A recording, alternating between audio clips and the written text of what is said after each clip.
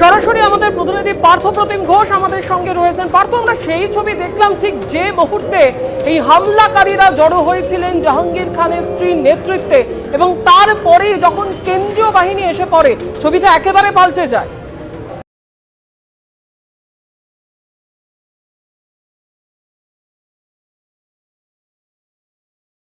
থেকে জাহাঙ্গীর খানকে মুক্তি দিতে হবে সেই দাবি নিয়ে এলাকার মধ্যে একটা অশান্তির পরিবেশ তৈরি করছিল, এবং গোটা নেতৃত্ব দিচ্ছিল হচ্ছে জাহাঙ্গীর খানের স্ত্রী। এবং জাহাঙ্গীর খানের স্ত্রীর নেতৃত্বে গতকালকের থেকে এই পরিস্থিতি তৈরি করার চেষ্টা করা হচ্ছিল।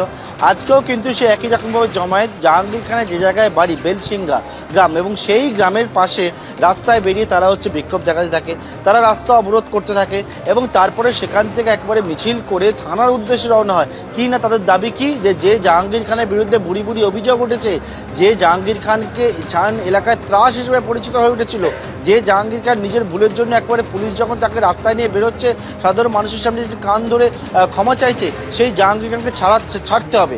এবং সেই দাবি তুলে একেবারে থানা থেকে জাহাঙ্গীর খানকে বের করে আনার মতো চেষ্টা তারা করতে পারে, তেমনটাই মনে করে থানার উদ্দেশ্যে প্রচুর মানুষকে জমায়েত করে তারা হচ্ছে রওনা দেয়। যখন থানার দিকে রওনা দেয় ফলতা থানার দিকে, কারণ ফলতা থানাতে জাহাঙ্গীর খানকে রাখা রয়েছে, তখন কিন্তু একেবারে পুলিশ মনে করে যে থানার ভেতর ঢুকে একটা তাণ্ডব চালানো তাদের কিন্তু পরিকল্পনা রয়েছে, এবং যে মিছিল রয়েছে সেই মিছিল করে এসে থানা থেকে জাহাঙ্গীর খানকে বের করে নিয়ে চলে যাবে এমন একটা পরিস্থিতি তারা তৈরি করতে চাইছে। থানার কাছে যখন আসে সেই সময় সঙ্গে সঙ্গে সেখানে উপস্থিত থানার মধ্যে রাখা কেন্দ্রীয় বাহিনী যখন ময়দানে নামলো, পুলিশ যখন ময়দানে নামলো, তখন মুহূর্তের মধ্যে ছবিটা বদলে গেল। একবারে কেন্দ্রীয় বাহিনী লাঠিচার্জ করলো, পুলিশ ধাওয়া করলো, সেই ধাওয়া করতে গিয়ে কে কোন পথে পালাবে জায়গা খুঁজে পাচ্ছেন না কার্যত।